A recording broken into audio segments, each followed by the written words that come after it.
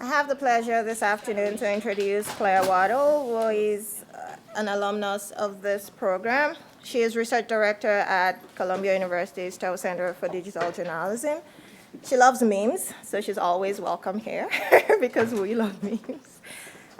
She's going to be handling this session. She's one of the world's experts on user-generated content, and I think it's going to be an interesting session because she kind of has this way of balancing sort of practical work with the academic approach, which I think we'll find very helpful during this session. Please join me in welcoming Claire.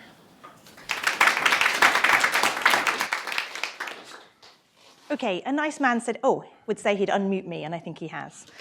So thank you very much for listening to me again, and this time it's for a whole hour, and it's Friday afternoon. However, I put a lot into this workshop, which will keep us awake. We want it to be interactive. There's some funny stuff in there. There could potentially be a panda. So the hope is that actually it's the end of an incredible symposium, but that this is going to be useful, I hope, but also there'll be some fun stuff in there. So firstly, where is this image from? What event? What news event? London riots. Verification expert. What makes you say that? I can't actually read the words, but I thought it looked, it does say London. Can anybody read what it says on that sign? London piercing? Yes, London piercings. What other clues might you have that it's London? It's on fire? Great fire of 1666. The pharmacy sign is in English? Yes, British person from my same home shire. Yes, that's a pharmacy sign that's a whole group of signs in the UK. What might throw us off the scent? People who have knowledge of London. The supposed speed signs, 25 and 15, they don't look traditionally like British signs. No, where do they look like they're from? They look European to me, they look French. Yes, they do. That is not a traditional British road sign. We do not have those. But this was taken in Croydon in South London. That has a tram system. Right. So these signs are actually from the tram system. The only reason I pull this up, first off, when I ever do verification training, is a big part of when you're looking at this kind of material is to believe that if it's too good to be true, it normally is. This is a rare case of a photo that looks like it's fake, but it was actually true. Somebody just captured this incredible moment when a Polish woman actually jumped from the window during the London riots. But the reason I pull that up is to say that you're looking for clues continuously. And this did trouble newsrooms for quite some time because they couldn't work out those signs. Like, that doesn't make any sense. Which case was this? Much more recently.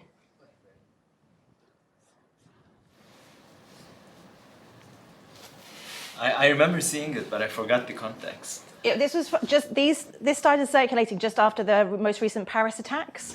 And in August, this very nice Canadian citizen was showing off his new iPad with its front-facing camera in the bathroom and tweeted a picture to his very small number of followers.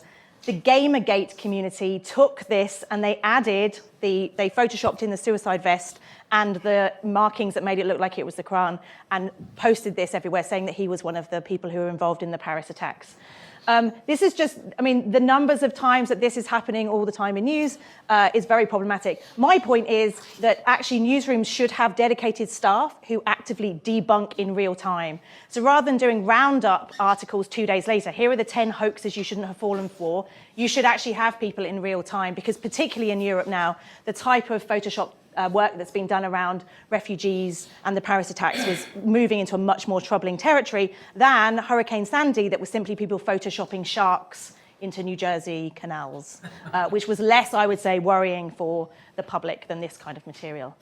I'm going to show you a couple of examples. This was the BBC in 2012, where they posted this image saying it was from the Hula massacre. Now, people, if they had been thinking critically, would have immediately said two things. A, this photo was too high quality to have been coming out of Syria in 2012. And B, the number of bodies didn't tally with the numbers that were being talked about at that time of around 50. But more importantly, if the journalists had done a reverse image search, they would have found this blog. It was a photojournalist's website, and this was an image that he'd taken in 2003 from Iraq. It would have taken a journalist essentially 5 seconds to have done that reverse image search. So a lot of these techniques are actually very simple. We can explain, metadata and the rest of it. A lot of it just comes down to this. So I'm just going to see if this. Where's my mouse? If I can get this to play. This is how quick it really is.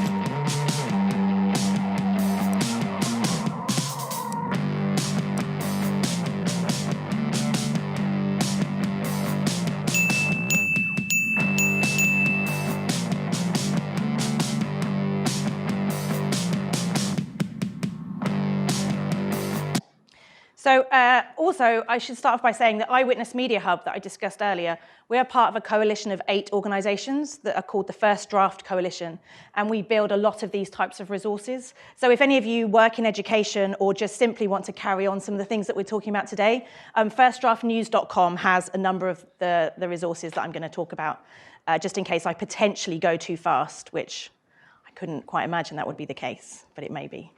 Okay, so as you can see, there's 2 ways you can do a reverse image search. You can either save the image and then upload that image, or you can save the URL where the website that the picture sits on, and you can just simply put that into the reverse image search. Bear in mind, there is no reverse image search currently for video, only for photos.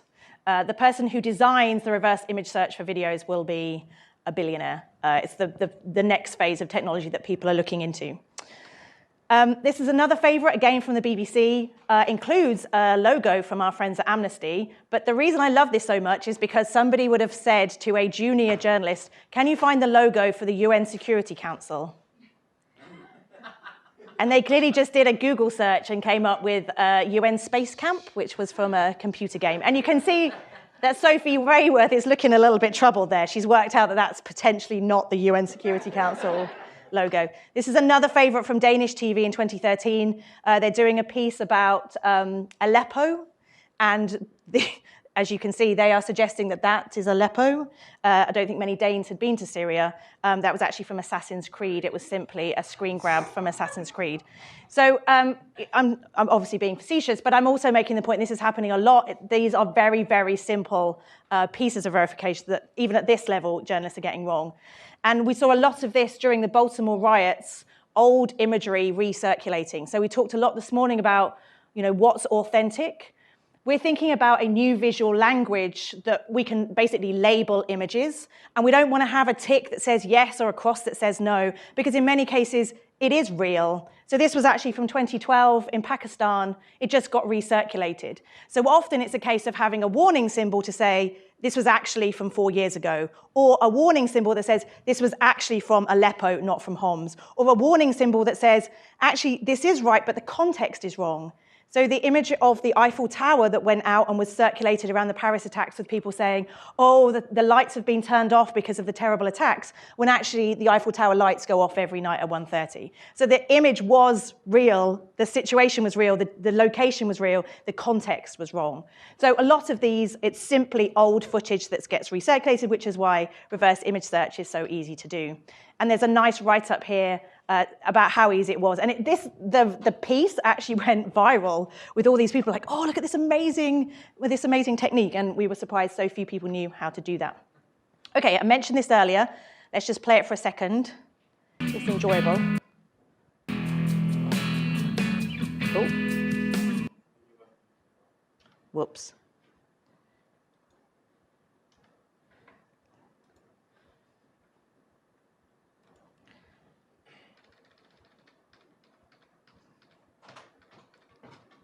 Okay, let's try again. So this is a video that did incredibly well a couple of years ago. I think even to date has about 50 million views. Oh, shit. Oh. Oh, shit. What accent is that? Dialect experts. Hey, on t'entend, es-tu correct? That's essentially that, just that bit there. Where, oh, sheet. Can anybody tell where that's from? Oh, maybe that was just my telling. I sound like the Swedish Muppet then. No, it's actually Canadian. You should replay it. But dialects is a really key part of verification, is actually audio and understanding dialects. So many people, when they were working on particularly material from Syria, would say, no, that absolutely can't be from that particular neighborhood because the dialect is wrong. Does anybody know the story of this video? Where's my meme friend? You should know this. This was actually a case of Canadian animation students being set an assignment to create something to hoax news organizations. They got an A+, and they paid their way through college. I mean, this was just a massive success, and it got played out on The Guardian. Many, many news outlets played this out. Now, if you go and talk to, there's a great piece of work by Craig Silverman, actually, he's done a lot of work about rumors and misinformation. The problem is, if you talk to news organizations off the record, they'll say this: technically it's wrong, Claire, but we got a hell of a lot of hits. And more importantly, we then run another piece about why it's false, and we get double the hits. So there is an issue about all of this in the viral space where people go, oh, it's not really problematic if it's false. Okay, so this is how it was verified, which was through frame analysis and looking at shadows. So there are some really sophisticated people who can do shadow analysis, particularly Hani Farid, who's up at Dartmouth College. He does amazing work in this space. This is very simplistic. Essentially, by doing freeze frame analysis, you see the bird come over and you can see the shadows on the grass at that point. The bird should have a shadow and there's no shadow. The shadow does come up half a millisecond later. I mean, these animation students were incredible, but they just had missed that shadow by that amount. But whenever you're looking at things and you want to be wary of them, blue skies are always a sticking point because blue skies are very easy to Photoshop. And if you've got shadows, again, there's some great blog posts. I'll tweet out a bunch of links and share them, but there's a way that all the shadows point in the same direction because of the location of the sun. You basically get your ruler out and you're like, no, that doesn't fit. So shadow analysis is a really nice way of being able to verify stuff. Okay, so for the purposes of this workshop, here are the 5 things that you're looking at when you're trying to verify a piece of content. Firstly, provenance. Are you looking at the original piece of content? Increasingly, by the time you find something, it's a copy that somebody else has downloaded and re-uploaded onto their own account, in most cases to make money. So there's a lot of 8-year-olds in Portugal who wait for a breaking news event, they download the material and re-upload it to their own Vine accounts, their own YouTube accounts, and on YouTube they tick the box that says, yeah, I want to monetize this. So you have people monetizing breaking news material, but essentially it's copies. And journalists aren't doing the checks to say, am I looking at the original piece of content? Secondly, source. Who created the content? Not just the person who uploaded the content, who was the person who was standing in the street with their phone? And that is not always easy when you're simply, the data that you have on social media is the person who uploaded it. Date. When was the content created? At the beginning of the Arab Spring, a lot of news organizations got caught out because the agencies, some of them, would find protest material and they would just go with the date that it had been uploaded and they would say that's the day that the protest happened. No, it was simply the date that somebody got to a computer to upload the material. Location, where was the content created? Where were they standing? Can you put yourself in Google Maps and essentially put yourself at the same camera angle as the person that was filming? Can you see the same houses, the same street signs? So that's what you want to do to be able to geolocate yourself in exactly the same position. And finally, this often gets missed out, but motivation. Why was the content created? Why was the person standing there? So going back to my last talk about labeling, if the person is an activist, that is different to somebody who works for the UN in the field. That's different to an accidental journalist. So these kind of questions really matter when you're trying to work out what their motivations might be and were they the person who is purported to have created the content. So this question of the provenance is absolutely key. This word scrapes, I don't like the phrase, but the phrase gets used as a way of describing when people scrape content from the original account and then re-upload it to their own account. So this was the US Senate Intelligence Committee video. I'm not suggesting that the US Senate Intelligence Committee are not very intelligent, but they put together a playlist of 13 videos that had come from the Ghouta chemical weapons attack at the end of August 2012. I can't remember the exact number, but 9 or 10 of these were scrapes. They weren't the original videos. which was simply a case of they were taking material from aggregator YouTube accounts and saying that's the original. Well, it wasn't. And all the stuff we were talking about earlier about evidence, you've got a real problem if you're working with material that's not from the original account because you're completely confused about who they are and what that means. So Christoph is in the room, who's a legend, and he created this basically out of his garage, which is the YouTube Data Viewer, which is this really lovely tool which allows you to insert the URL of a YouTube video and it will pull out information that's useful for you. So let's take this classic. So from the weekend, if anybody hasn't seen this, you were clearly, sir, you have not seen the panda video. It's tempting, maybe if we've got extra time at the end. But if you look at this number, 2 million, that's an incredibly low number because so many people were scraping this and putting on. And Smithsonian Zoo were like, fine, we just want as many people as possible to see our panda. But in terms of where this got copied and scraped, if you go to YouTube and say snowy panda, which I may have done last night, oodles and oodles of versions of the snowy panda. But this is the original uploaded by the Smithsonian. Also, what's the syndrome of this kind of filming? VVS. Vertical video syndrome. People holding the cameras in the way that they hold their phones. And look, even a Smithsonian agent couldn't get that right, but still got millions and millions of views. But that's when you see it filmed in that way as opposed to landscape. So if we put that YouTube link into Christoph's magic tool, it pulls out thumbnails from the video. So you remember when I said videos don't have a reverse image search capability?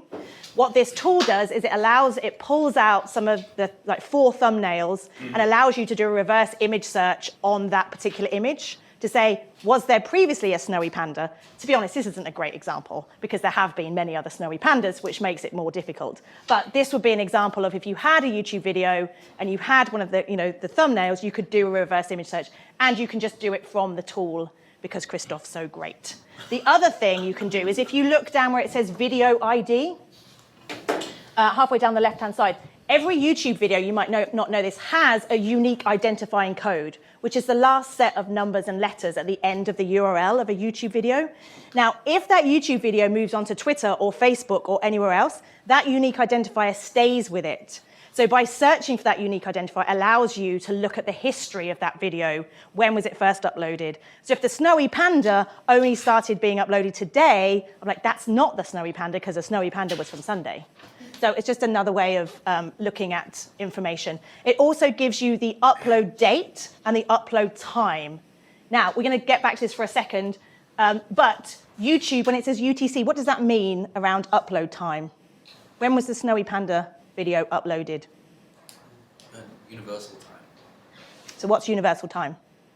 It's basically GMT. No, it should, oh, that is, you're right. Oh, you're right, this is right, so clever.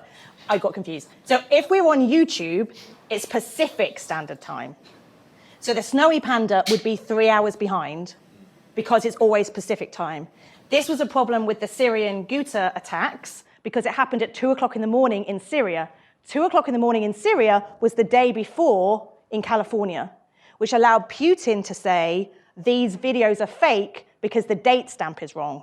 The date stamp was correct, it was simply correct for California time.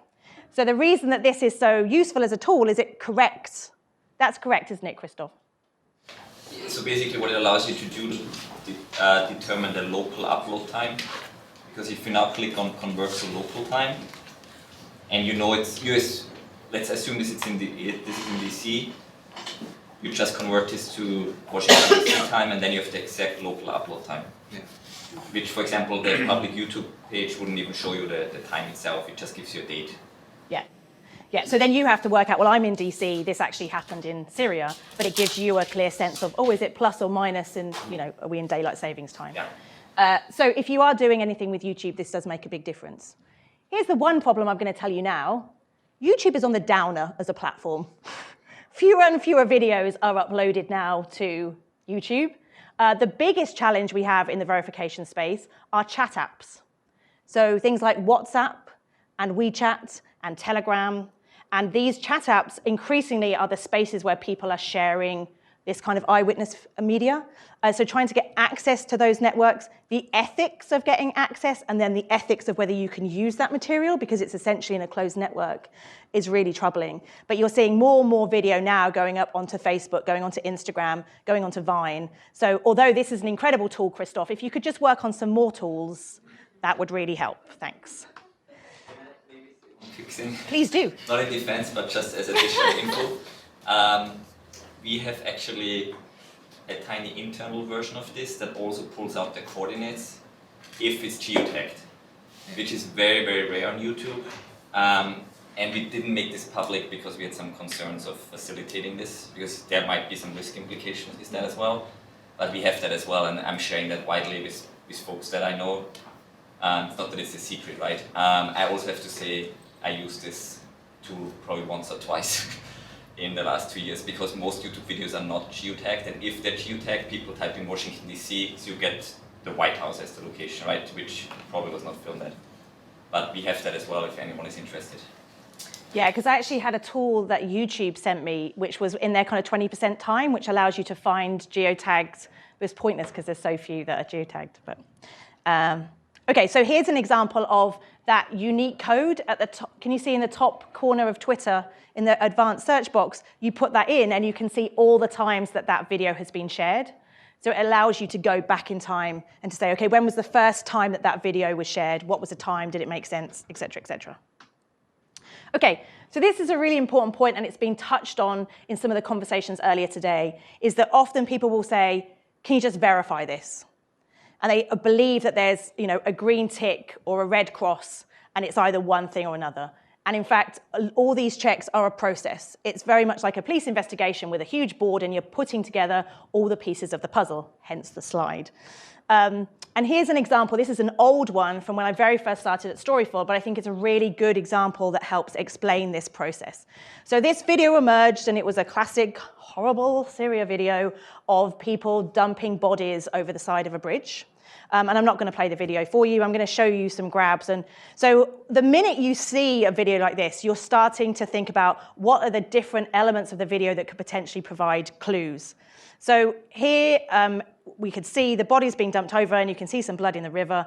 But what are some of the clues that you could have been starting to collect if you were verifying this video?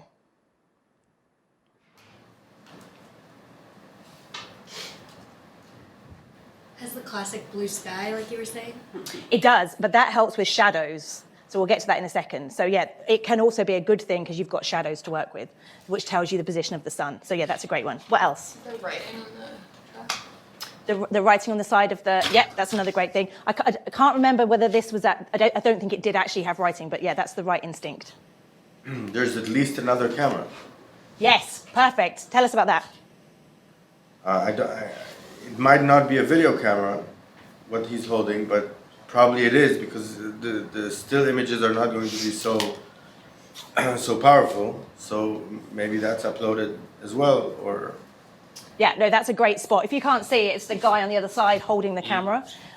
Increasingly now, whenever you get videos, you're wanting to find other examples, because often multiple people will be filming the same event. So then that allows you to geolocate different pieces of the evidence. It also means that your vicarious trauma is much worse. And many people will say that, is I don't just see one of these videos, I see 6 of them and have to cross-reference. What else?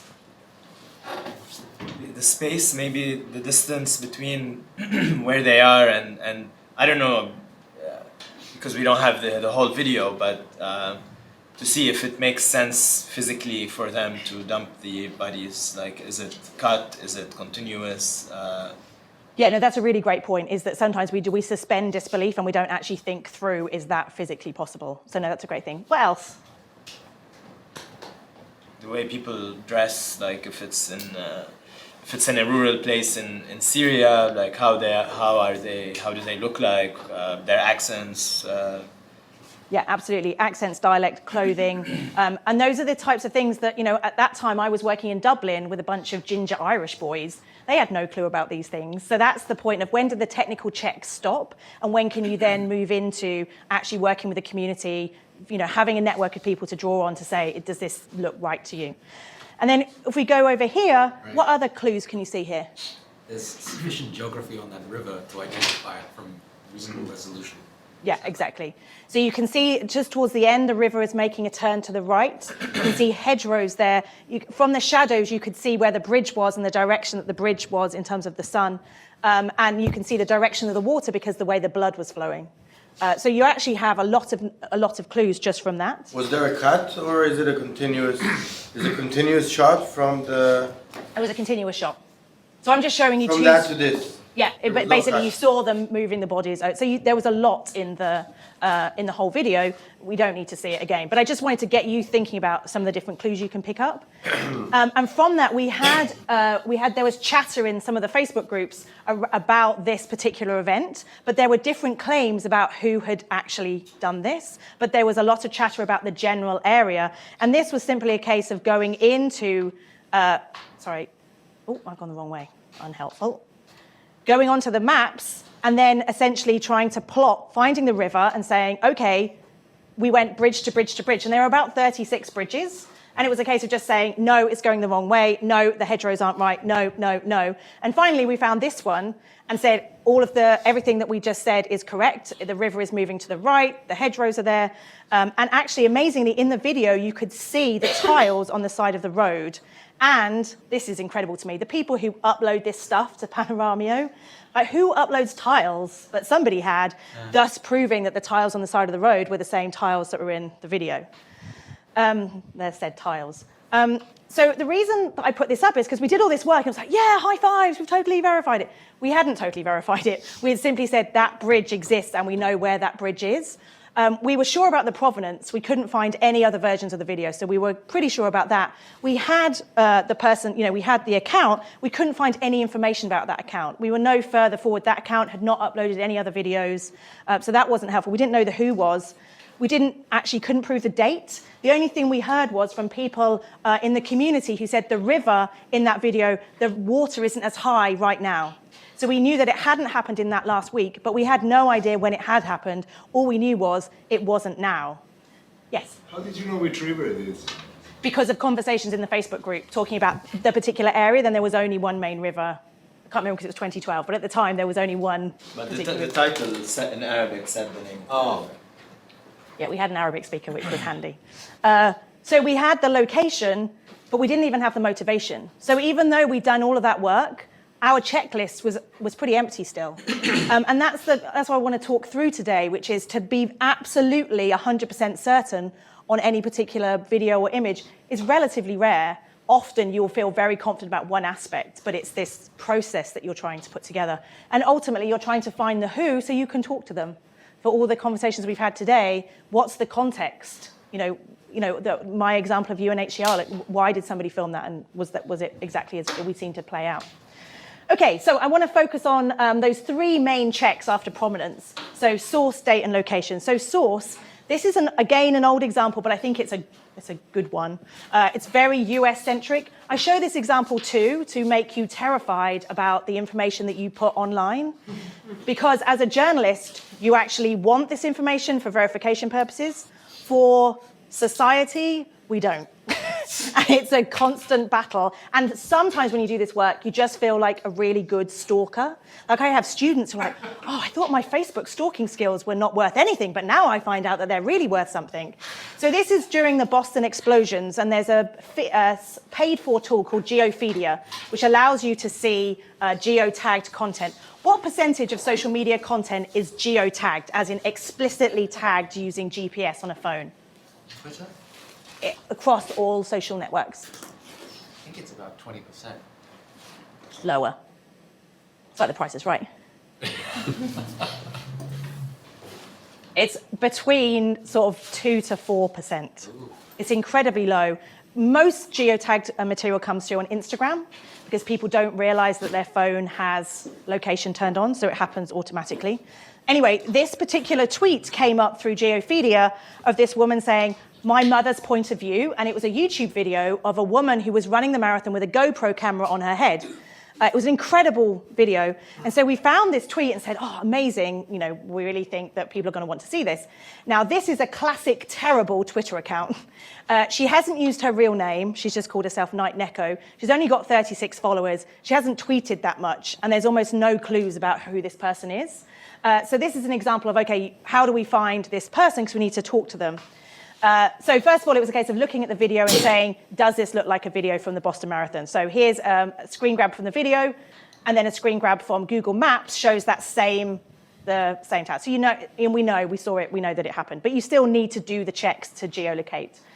And then at that point, we found another tweet from a Boston journalist who, at that point, the timestamp was also geolocated. You can see at the bottom with the tag that says from Boston, and it says specifically the time. Now, if it says 8:17 p.m. on Twitter, how does time get measured on Twitter? How do date stamps work on Twitter? People in the room who use Twitter.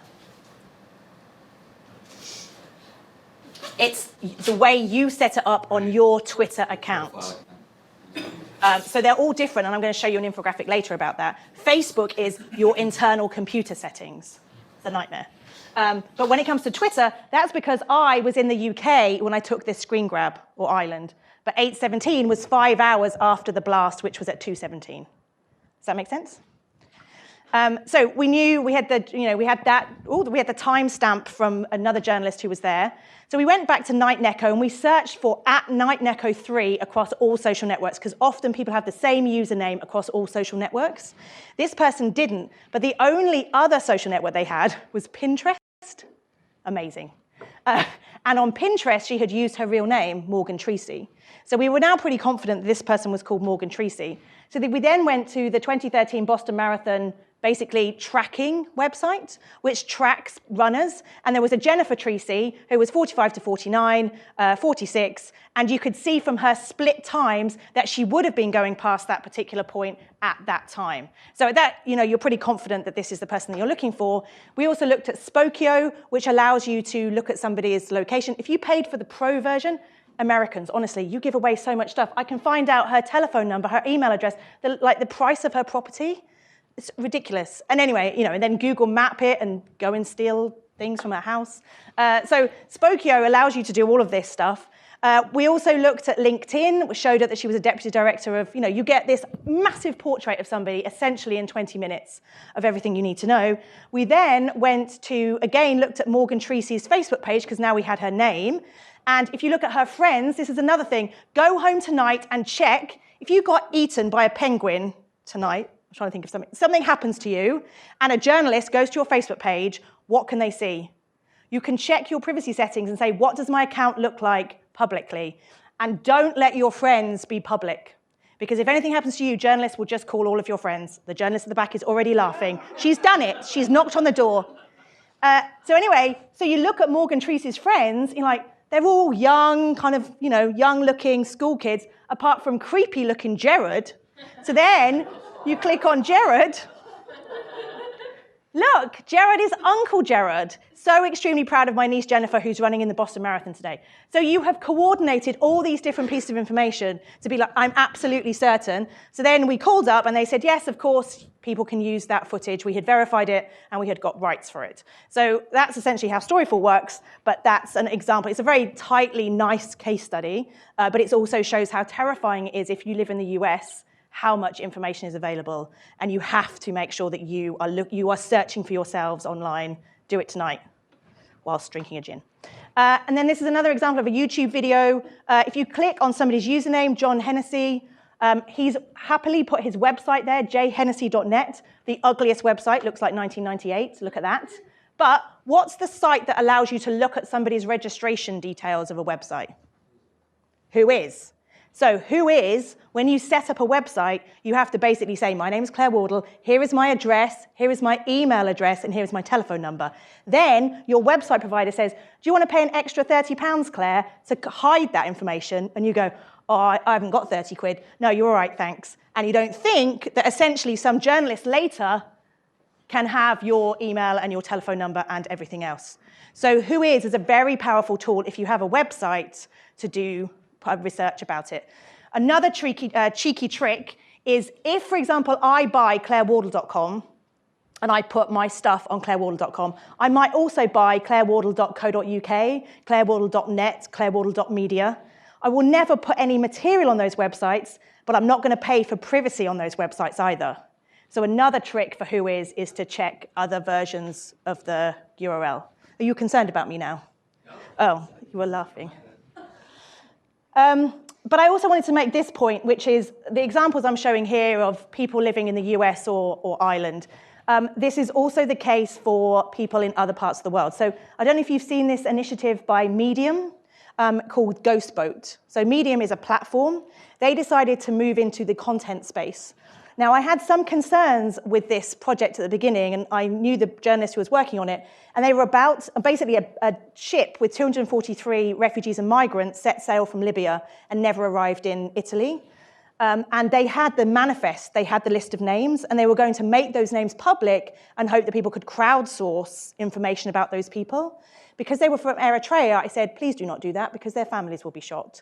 But my point was we had a closed workshop, and those 243 names, some of our students wrote scripts to basically look at the connections between the friendship groups, and there was evidence of the smugglers, and they found connections between the smugglers' friendship groups and the people on the boat. It was amazing what could be found.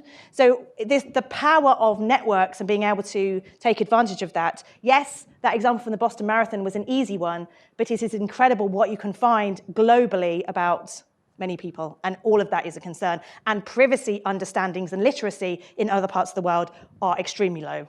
And that makes me feel very nervous ethically when you can get all this information from parts of the world that people just have never had trainings like this. Okay, date. We've mentioned some of these things. This was the example from Syria where Russia Today was saying, no, it's not. And this was the write-up about it. Videos were dated on YouTube with US Pacific time, and videos were uploaded early hours of August 21st. But this was that infographic I was telling you about.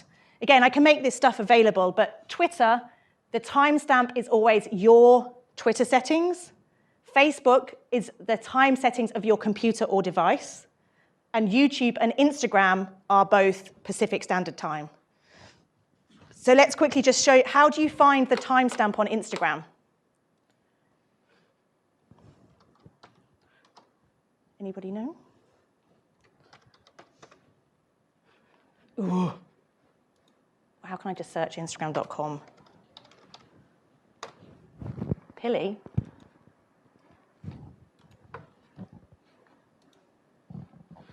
You click on the embed, 3 dots, and you pull up the embed code, and it's in the embed code.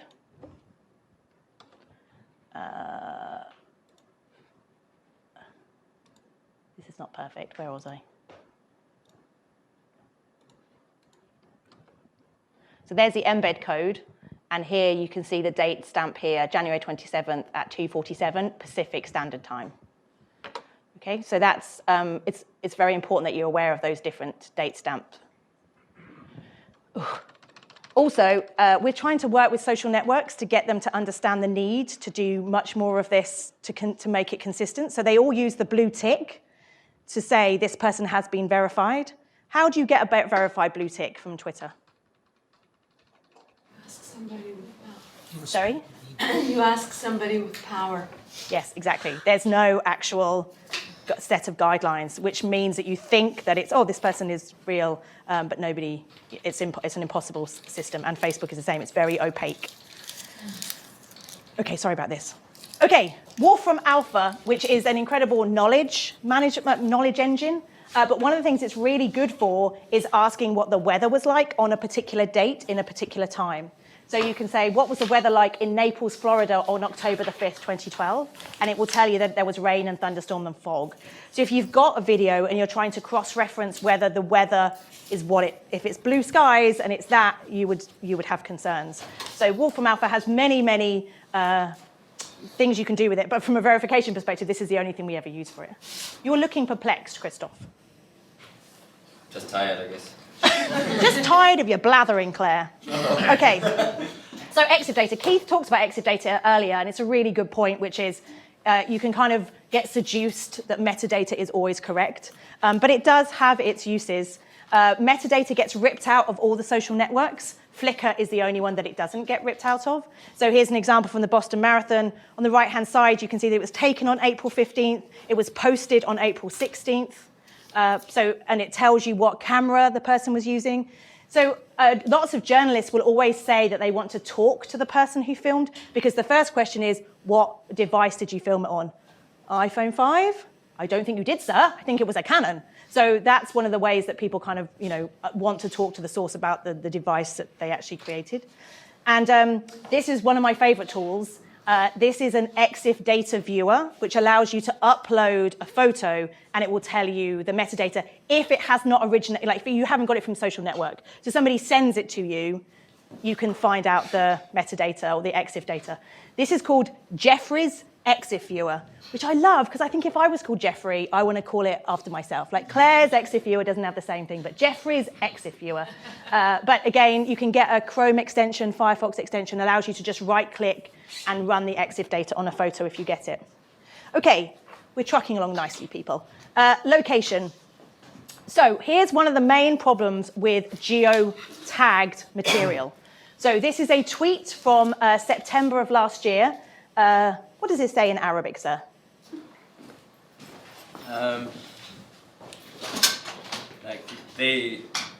By God, who do they take us for? They shouldn't have come in our country.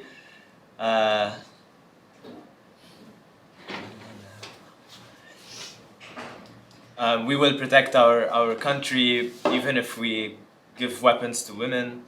Yemen is the graveyard of the invaders. Hashtag Yemen is the graveyard. Sorry, in the second line it says, sorry for the interruption, it says that if we do not protect our country, then we're not manly enough, then we give our weapons to the women. It's a cultural context to say that if we cannot do our job, then women take over. Yeah.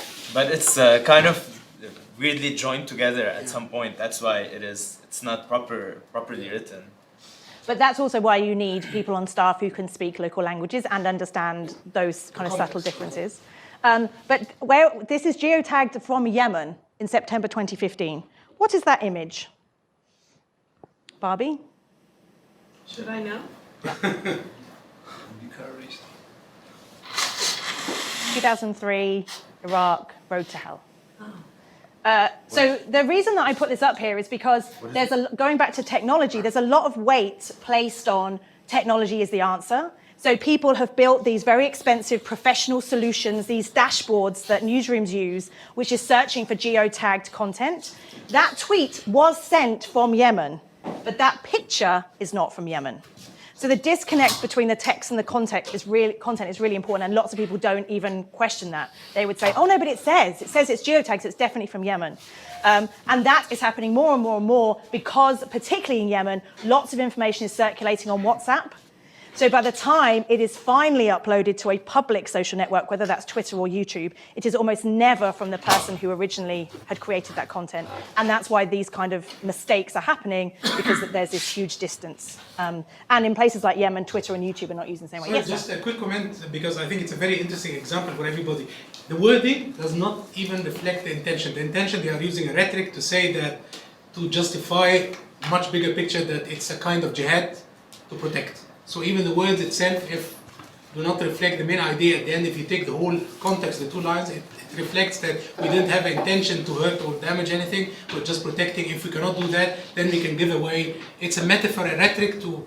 So I think one of the interesting points that you've mentioned, and I think it's very interesting when you're doing analysis, anybody doing analysis, is not only to take word by word, but rather put it in the big picture. What does it mean, a rhetoric in the language? It's all about meaning. We should have a conference about that. So yeah, in terms of, this is my favorite example. Who is this guy?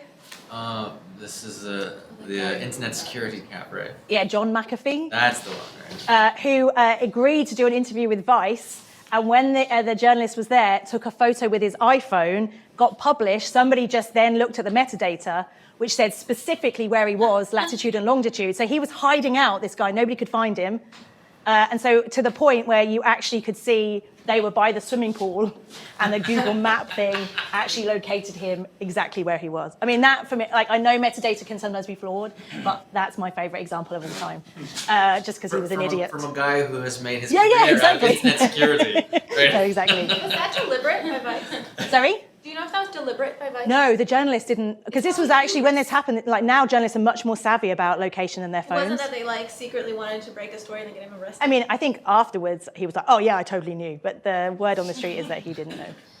Can I ask a question just quickly about the previous slide? Because I didn't recognize, I heard you say to Barbie something, but I didn't hear where the picture was from, the Yemen picture. Yemen. Oh yeah, so Iraq, Road to Hell, the Basra Road. Okay. And was that a suicide bombing? Do you know? The original photo? Yeah. Oh, it was, I mean, there were many photos from... Because, you know, to be frank, this Yeah. picture, if it's a suicide bombing, which I don't know, works for the message that's been posted. Do you see what I'm saying? Oh, right. I agree. I think it quite fits. I don't think it's a I don't think the guy stole the picture. I think he meant to put that picture out of Iraq there. Oh no, I think. Sorry, you're right. understand. I don't know why that guy used it. I'm pretty sure that he was being savvy. My point is, lots of young social media journalists of 22, 23 would sit on a desk and would say, "Oh, this has been geotagged." It would come up in a search as being from Yemen. Right.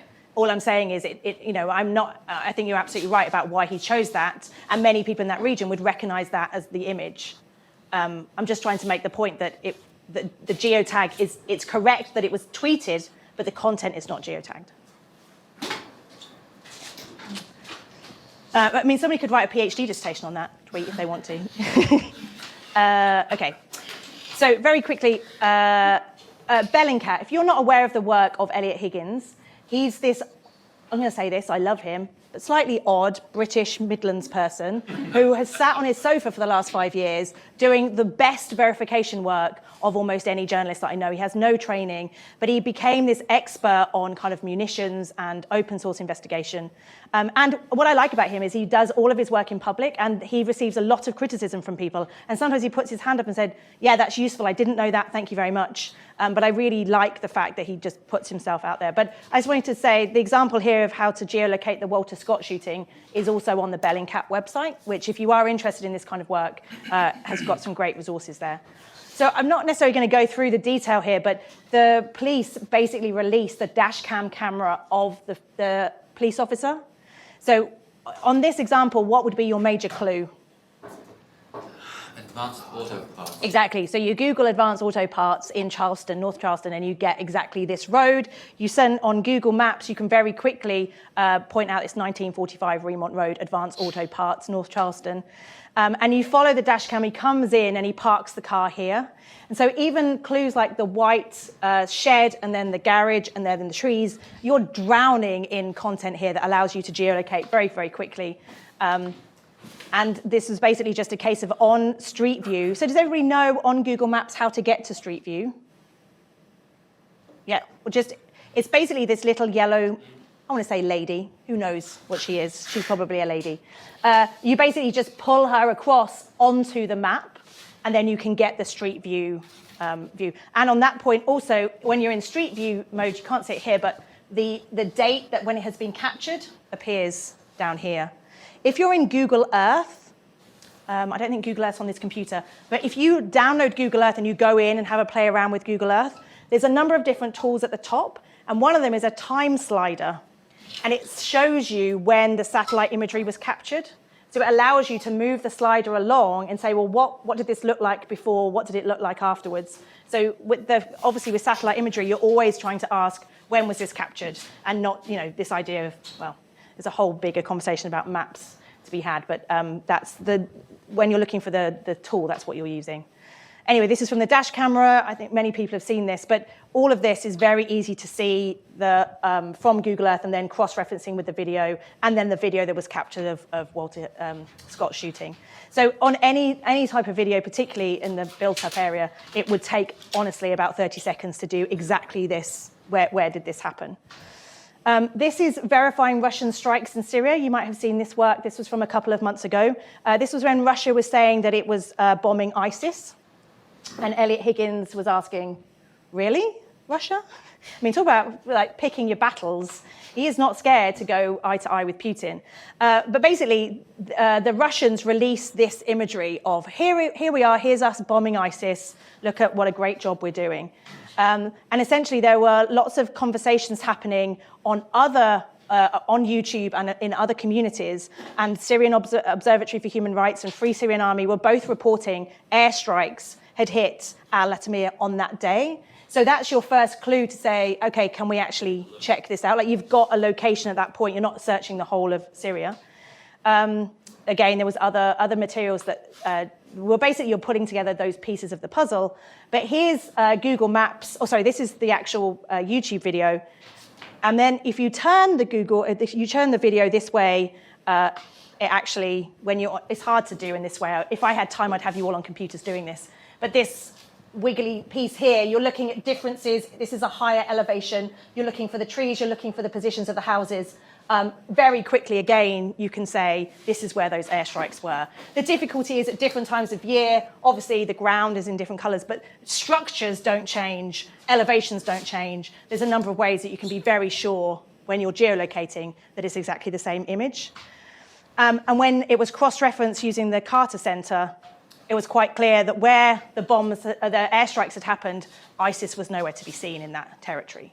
So the work that Eliot Higgins was doing, he was the only person that was actually saying, no, the Russians are completely lying. The way that where those airstrikes are dropping, it's not in ISIS-controlled territory. So just quickly to talk about maps as well, this was mentioned yesterday, Wikimapia allows you to look at different layers, and this is the military layer for Damascus. So it's another form of information that you can look at for clues when you're looking at maps. And we also discussed OpenStreetMap. This is from Nepal. It's just amazing to me when you're going to parts of the world where you look at Google and they're not there, and you go to OpenStreetMap, and there's very detailed mapping being done. Again, not perfect. You need to ask the questions: when was it collated, who by, has it been checked, et cetera, but incredible resources when you're doing map work. Okay, we're at the end, people. We put together a guide at First Draft. So again, if you're interested in this work or you have students who you think might be interested, if you go to bit.ly/verification guide, we created these kind of, that we did one for video and one for photos, which is very much what checks do you need to do to be able to move up the gradation from definitely no to definitely yes, knowing that it's going to be somewhere in the middle. So if I just show you an example, which was this hoax?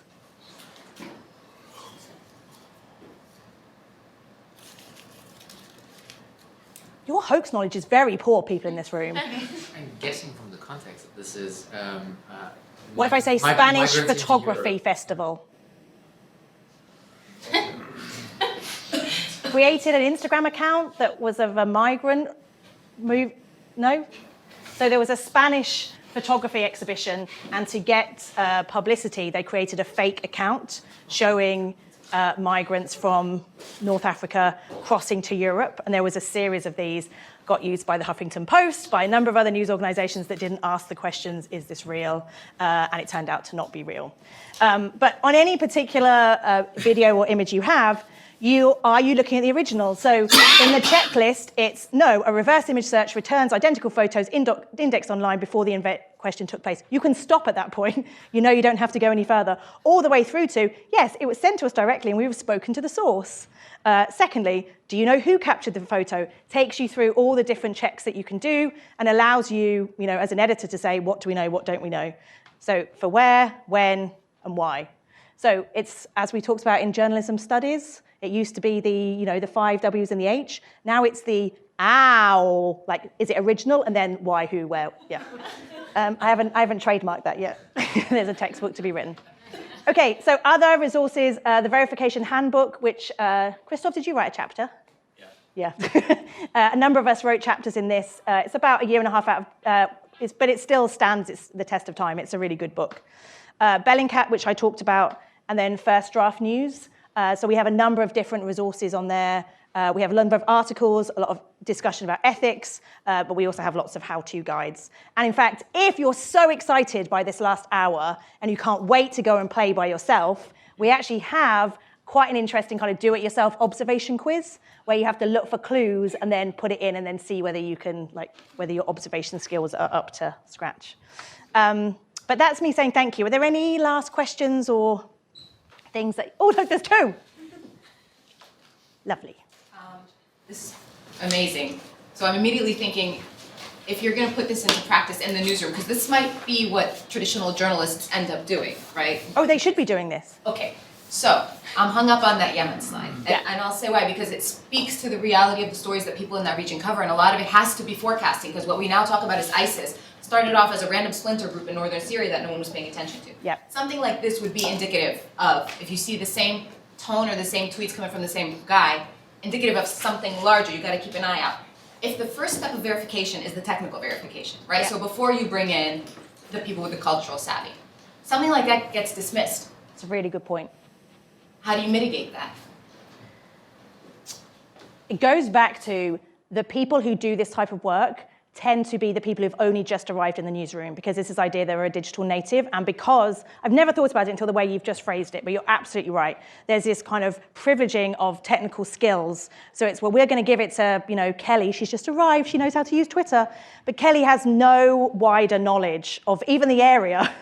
So part of the problem about news managers not understanding this space is that Kelly wouldn't even know to flag it, or news managers wouldn't be looking at what Kelly's looking at, and she would be allowed to just dismiss something like that. So it does go back to education and needing case studies like that in training, because Kelly would just be like, oh, but I did what I was asked to do, but the news manager would immediately have your reaction, which is like, oh, we should have noticed that. So it's kind of a very simplistic answer, but I think it is about finding those case studies and saying how it challenges. It's not just about the technology, it's missing a wider point. Yeah. Some news groups, not all, give training for entry-level positions. And a lot of people coming into newsrooms didn't go to J schools. Where are you going to put this so that it has the maximum impact to the people who are doing the actual news work? Yeah, so I've trained about 4,000 journalists globally on exactly this stuff. I've changed behavior in about 25, potentially 2 of you today. Training this stuff is really, sorry? Yeah, it's really hard. I mean, I'm also going to say this, J schools are not teaching this. I'm teaching this at Columbia for the first year now, and nobody else on the faculty has these skills. Most journalism schools don't get these skills. I bet Christoph has to do a bunch of Skyped-in guest lectures on this kind of stuff. And in terms of training, I'm often asked to do verification training for junior staff, and when I say, can I do it with news managers? And in fact, I did one at Mountain View at Google at Christmas, and it was the first time I'd done it with news managers, and all of them came up after and said, can you come to my newsroom and do the training? I said, I will do if you can bring your senior management team. I'll do your social media desk, but I also need your senior manager team. So the thing is, I've been banging on about this since 2009, and skill levels are still really, really low. So, why do you think that is? Because I'm a terrible teacher. Well, besides that, why do you think that? Because people think it's hard. People think it's hard, and they think it's not journalism. Seems like the definition of journalism. Well, I think that as well, but I think there's and maybe a fear of getting it wrong. I don't know. It's a good question. Keith, you've had your hand up. Well, there's something else going on too, though. I mean, this reminds me of. It reminds me of email, and remember all the email hoaxes that used to go around? Now they sort of migrated to social media, but it's the exact same thing for me. It's the same thing. Like, I was the guy who always annoyed all my friends because I would always reply and say, well, actually, this is bullshit, Right. Sorry, live stream. But it didn't matter. Like, there was nothing you could do. There was nothing you could ever say to convince some people because they either didn't care enough. Like, it didn't matter to them whether it was true or not. Like, it was like the Stephen Colbert phrase, it was truthy. Like, it was like, well, maybe the specifics are wrong, but the overall idea is right. And I think that's what's going on. It's like, a lot of the time, even with journalists, there's a story that they want to tell. Like, there's a story they want to tell, and does it really matter if it's exactly right? Like you even said, like, the incentives are messed up for journalists to get this exactly right. As long as you're sort of going in the right direction, you don't want to. But I mean, I think that it's not because you're a bad teacher, and I don't even think it's because that it's really that hard. There's like those email forwards were never that hard to debunk either. Like it got to be really easy. All you ever had to do was check Snopes, you know? Like it got to be really, really easy, and people still wouldn't check. Yeah. Because there's just something deeper going on. Yeah, I mean, this is going to be controversial to say, but in a lot of newsrooms where essentially press releases and the agencies meant that a lot of the materials coming in a format that you can just kind of package it up and put it back out there. This is, you know, and newsrooms have been kind of, you know, demolished in terms of staffing. So you have to get out a bulletin or a package or whatever. Are you going to take the extra 20 minutes? No, you're just going to not use it or just dismiss it or pretend it's not there. So like very few newsrooms have their own staff to do it. Like I said, they're outsourcing this to the agencies. The other thing is, like, you can never, even though we call it verification, you can never prove anything this way. You can only disprove stuff. Yep. And I think that's an important thing to remember, but it also limits how compelling it's ever going to be. So it's hard, like, if you're going, we're always in the position of being a scold, because you're never going to be the one who's like, yeah, I proved this. And you're going up against people who are saying, hey, look, this is true, I proved this. And it's like, people want to believe that. It's always more compelling than the skeptic's message. I don't know, I just think there's something deeper in human nature going on. My question was actually just about how do you report this stuff? This is a bigger deal that I think in, maybe not in journalism where you don't have to explain all of your methods of how you figured something out. You're telling a different story. But in human rights work, and investigations, and in legal work, one of the things that's we're at the frontier of right now is how do you, and Christoph's done work on this, how do you put together like methods so that you can explain to someone else where you really have to reveal how you did this.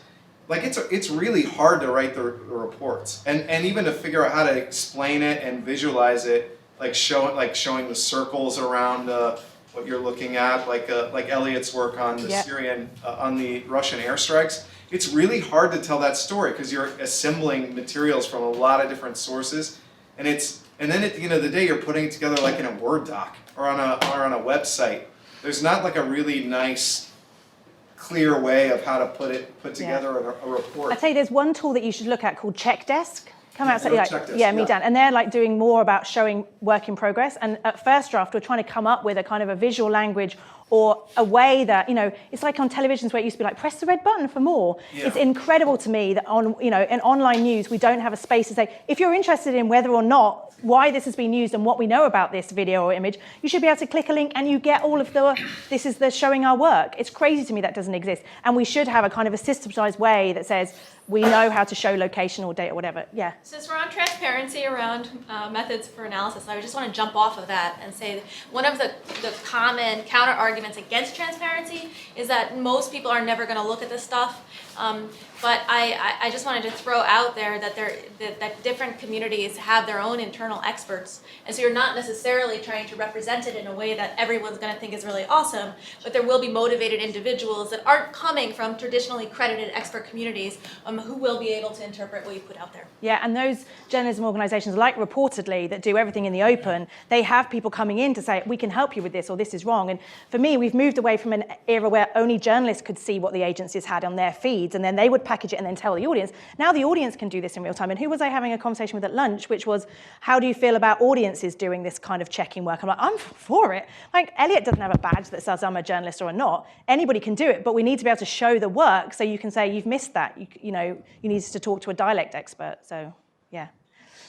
Okay, I'm going to be, how are you doing with time? Let's take one last question. Okay. You've had yours, love. Yeah.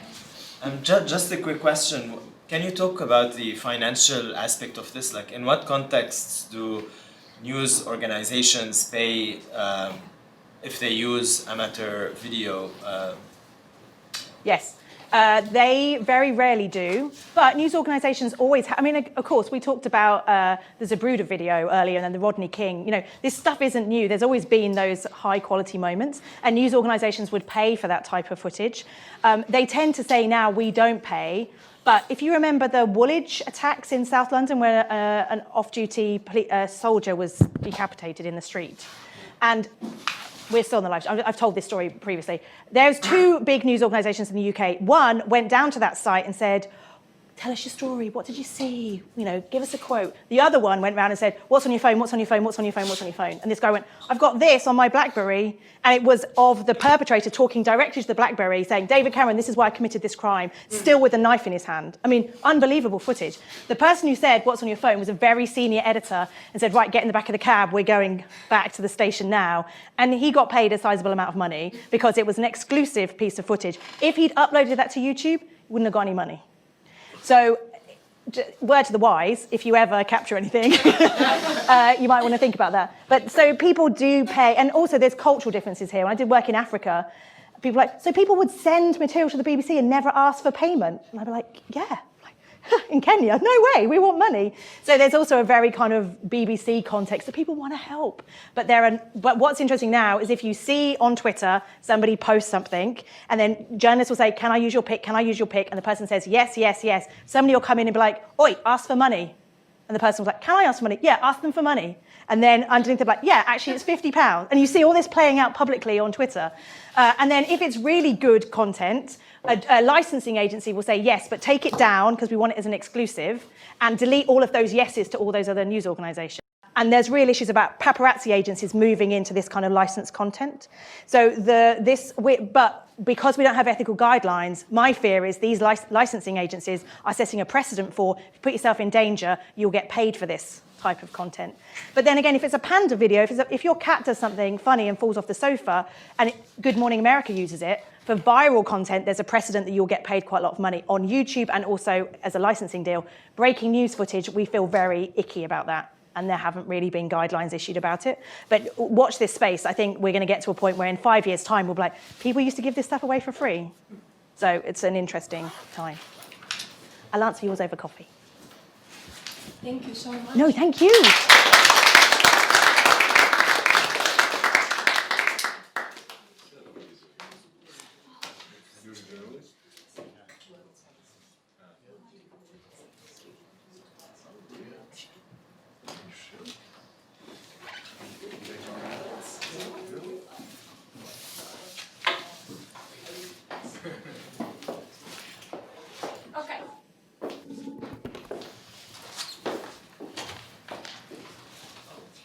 It's been terrific 2 days of wonderful discussions, and we've come to an end. And I have some concluding remarks and a few thank you at the beginning that I want to say.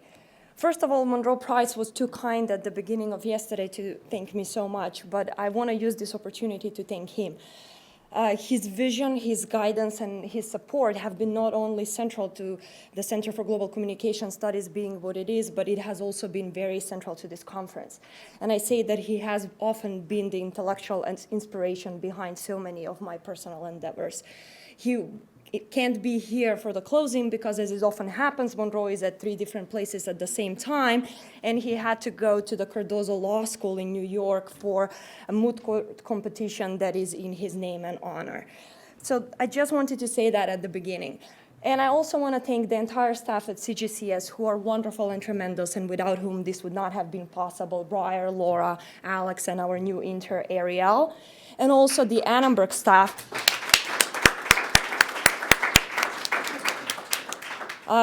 We don't think of how IT is important until something goes wrong, but our IT is amazing at quickly troubleshooting and solving the problems, and Rich and his team have done a tremendous job. And also Waldo, who is behind there, following the live stream and making sure that everything works, and also Corey Folk, who was tremendous with putting together the program. So I just wanted to make sure we thank them.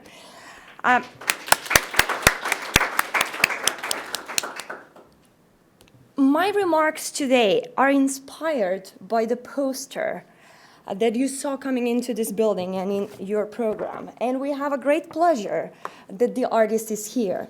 The poster was designed by Mehdi Saedi, who is actually internationally known award-winning graphic designer from Iran. And I want him to just stand up so we acknowledge him as well.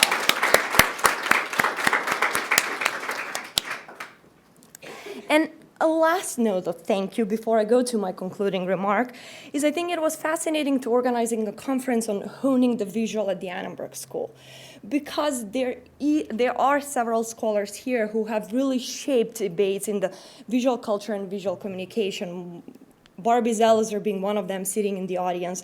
And we have even before that Sol Worth and Larry Gross, who have been some of the iconic figures. So it was very nice kind of feel to have a conference specifically on the visual in this very building and in this very place. And as Claire was talking and Natasha was asking the question, all I was thinking is like, okay, well, Barbie's work on photojournalism, World War II and the wire photo has told us a lot about how journalism were actually hesitant to use images and how we have never really thought of images and words on same terms.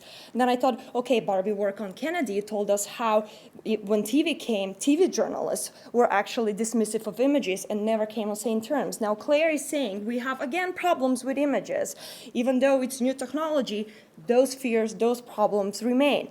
And if we look into across the multiple platforms and spaces and structure that we've discussed that, whether it's advocacy, when the images were afterthought, and now Christoph will tell you how Amnesty is trying to kind of reimagine what they can do with video and really thinking much more seriously about video, or whether we talk about the legal space that images were not always the primary thing. They were demonstrative evidence. They could be introduced only through a witness, so it was almost like the witness that were more important, and now we're talking about these fascinating debates that are shaping the legal sphere precisely because the visual is entering.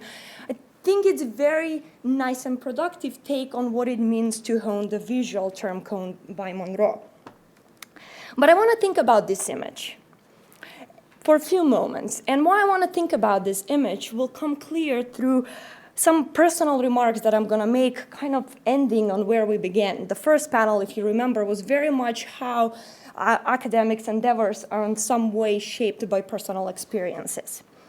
And the personal experience that I'm going to talk about, you'll see how it relates to this image. So when Monroe Price and I were finalizing the details on the proposal for this conference to secure the funding to bring all of you lovely presenters here, I just happened to be in Macedonia. It was April 2015.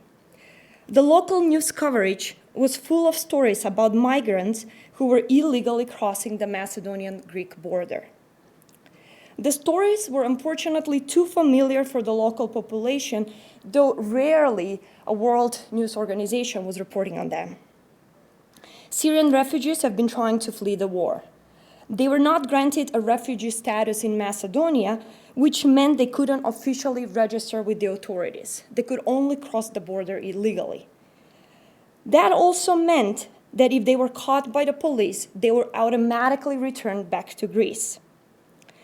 Also, if a Macedonian citizen was caught assisting them, whether by offering a shelter or offering a ride, they would immediately face with criminal charges. The only option was to hide from the police, which meant often walking late at night, trying to find places where you can hide and sleep during the day. The railways in the country served as a spatial orientation on how to get across the border, come to Serbia, and eventually enter the European Union and seek for asylum. Unfortunately, that meant a lot of accidents.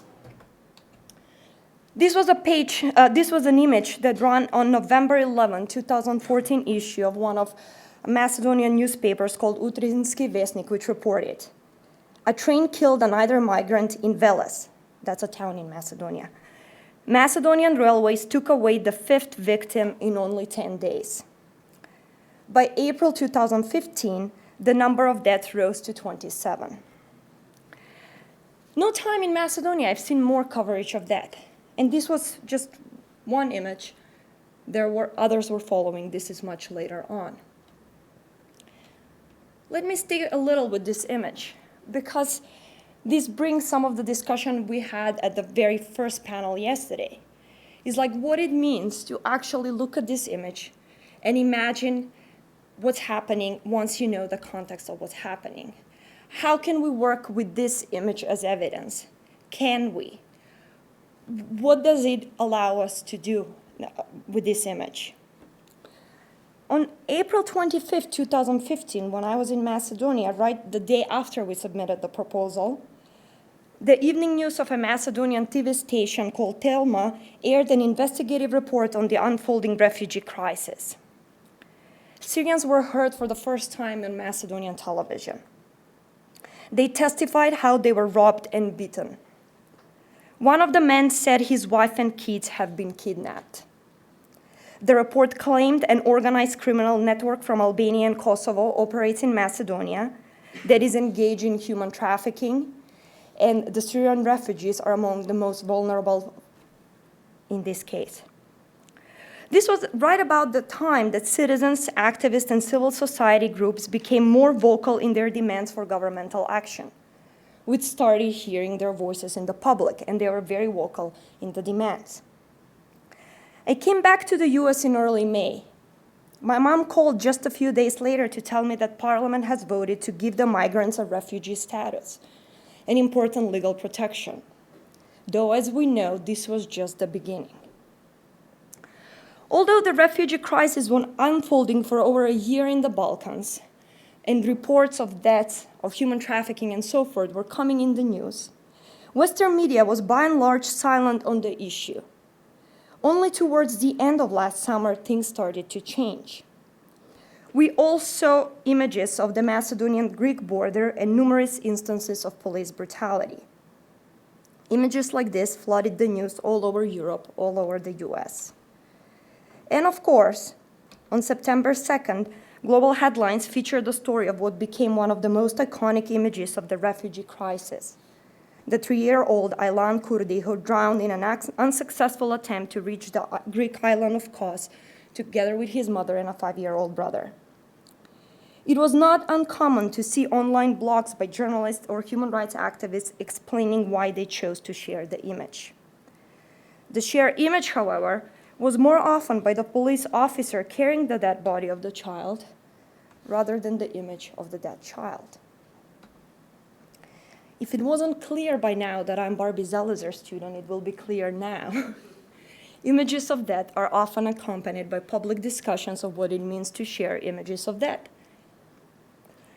And as Barbie would say, why not? If this is newsworthy, why don't we let us see so we can have a public discussion about the event? How can we critically engage with these images, even though they challenge our notions of what we think as normal, as appropriate? And also, in our choices not to overwhelm the public with traumatic images that can lead to compassion fatigue or pornography of suffering, what stories do we dismiss, willingly or not? What are the costs of that? How do we select? So when Mehdi suggested he uses the image of Aylan for our conference paper, my intuitive response was actually no. Why should we keep focusing on this image? How about other images that the public seems to have forgotten? What about images that force us to look inside Syria, to look at what caused to this refugee crisis to unfold? If we're talking about children, then how about the countless images of Syrian boys and girls injured in airstrikes in Syria? This is in Doma, east of Damascus, following shelling and air raids by the Syrian government forces. This is July 2015. This is in the makeshift hospital, August 2015. I'll stay with this. Briar Smith, the associate director of CGCS, asked me when I said, should we use this image? He was like, aren't those questions underlying the very conference, the theme, and what we're trying to get as a discussions? Isn't that in of itself worth that we played with this image and have these conversations? What this conference has shown us, I think, is that images, although always important, although always with us, are attaining a new level of recognition, penetrating deeply into political, legal, and social structures that are informing what counts as human rights claims in the contemporary moment. As such, visuals are an important platform that cuts across the various mechanisms that investigate, document, present, defend, and even undermine human rights claims, as the various papers at this conference has shown. The various papers have addressed how images serve as powerful documentary, mnemonic, and persuasive tools. Their emotional resonance makes them an important tool for witnessing, an important tool for critical engagement. Yet, images inevitably exceed our ability to fully grasp them. The two panels today were just a testament to them. As much as we wanted to hone the visual kept escaping from full interpretation and from full grasp. And I think that's what's so powerful about images. So our attempts to hone the visuals are inevitably implicated in cultural, political, geopolitical, social, legal relations. To work and serve human rights causes, images need us to do our work. They need us to interpret them. And any work with images, whether it's in journalism, in law, in forensic image analysis, is ultimately a level of interpretation. It's a process. To conclude, I want to refer to Luc Boltanski, who says that without an emotional reaction, no critique can take off. And critique is not just sociological critique, not just scholarly critique, but also public critique. Public critique that can lead to social change. Public critique that makes us engaged citizens. So although we often think that critique requires theoretical fulcrum and an argumentative rhetoric to give voice to individual suffering and translate it into terms that refer to the common good, forms of indignation for Boltanski are central for critique to take off. And I think what this conference reminds us, what all the presentations today, including the lovely workshops, I think remind us that we have duty to do the interpretative labor that is required of us to translate suffering into an articulated critique that can help us advance human rights. Thank you so much for being part of the conference.